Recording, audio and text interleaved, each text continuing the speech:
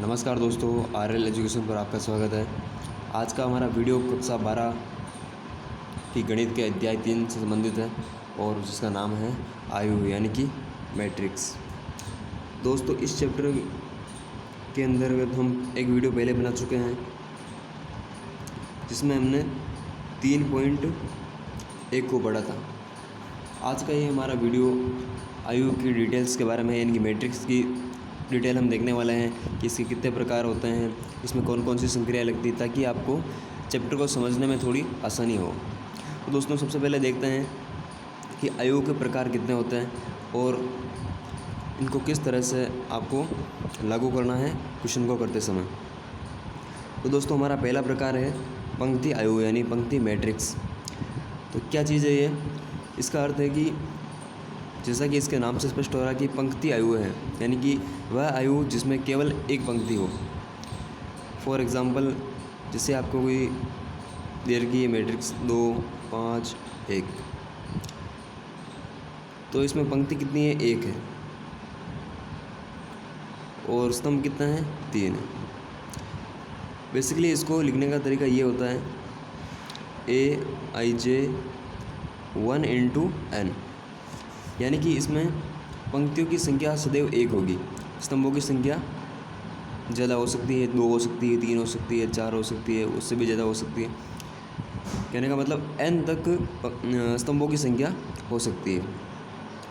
अब हम दूसरे प्रकार की बात करते हैं। दूसरा प्रकार देर का है स्तंभ आयु है। तो स्तंभ आयु क्या होता है? जैसा कि इसके नाम से स्पष्ट हो रहा है कि वह आयु जिसमें केवल एक स्तंभ हो। ऊपर वाले में क्या था? पंक्ति आयु था, यानी कि केवल उसमें एक पंक्ति थी। तो स्तंभ आयु में क्या होगा कि इसमें केवल स्तंभ होगा। फॉर एग्ज़ाम्पल, जैसे कि इसी की हम बात कर लें तो इसको इस तरह से लिखा होगा 1। ये किस तरह का होगा? 3 into 1। बेसिकली इसको लिखने का तरीका ये होता है AIJ M into 1, यानी कि इसमें स्तंभ 1 होगा और पंक्ति की संख्या m तक होगी। इसे हम कहेंगे कि ये स्तंभ आयु है। उसके बाद बात करते हैं शून्य आयु की। तो शून्य आयु क्या होता है कि वह आयु जिसका प्रत्येक अवयव शून्य हो। कहने का मतलब जैसे आपको 2 into 2 क्रम का आयु देर का है, तो वो किस तरह का होगा? वो होगा 0, 0, 0 और 0। मान लो आपको 2 into 3 क्रम का देर का है, तो वो किस तरह का होगा? 0, 0, 0, 0 और 0।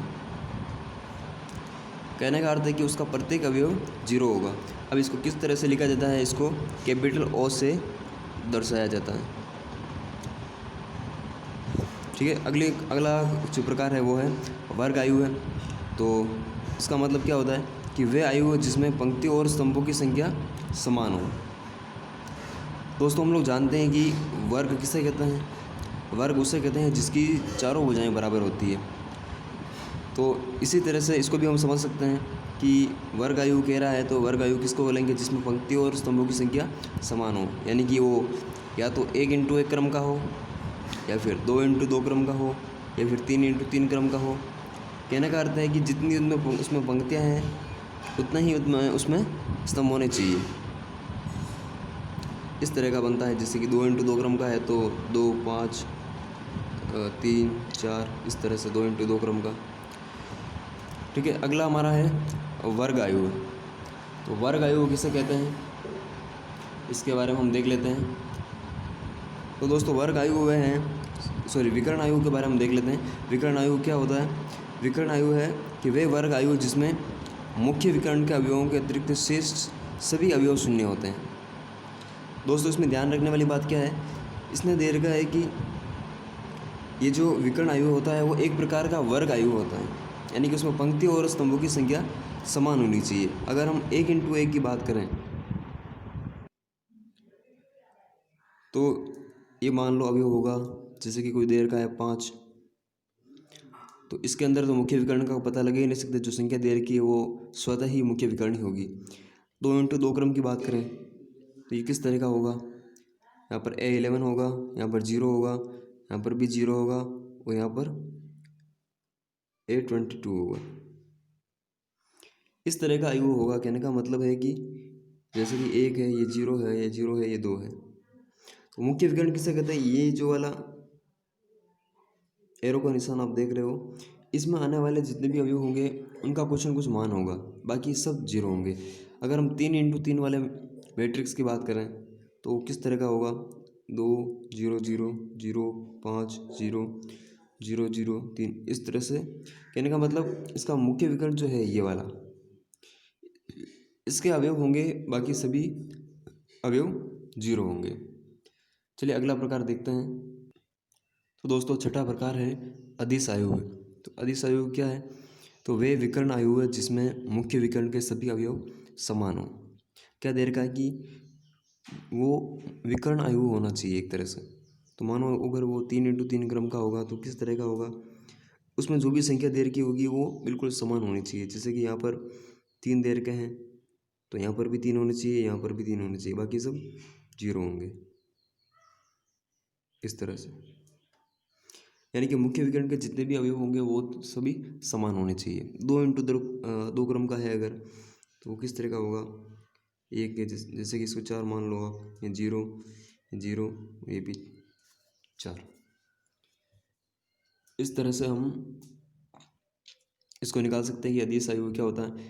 यानी कि हम यहाँ से कुछ न कुछ कॉमन निकाल सकते हैं। जैसे कि यहाँ से हम 4 कॉमन निकाल सकते हैं और यहाँ से हम 3 कॉमन निकाल सकते हैं। अगला हमारा प्रकार है इकाई आयु। तो इकाई आयु क्या होता है? ये हमारे बहुत काम की चीज़ है और ये ज़्यादातर प्रश्नों में काम आएगा। ये दे रखा है कि वह अदिश आयु जिसमें मुख्य विकर्ण के सभी अवयव इकाई हो।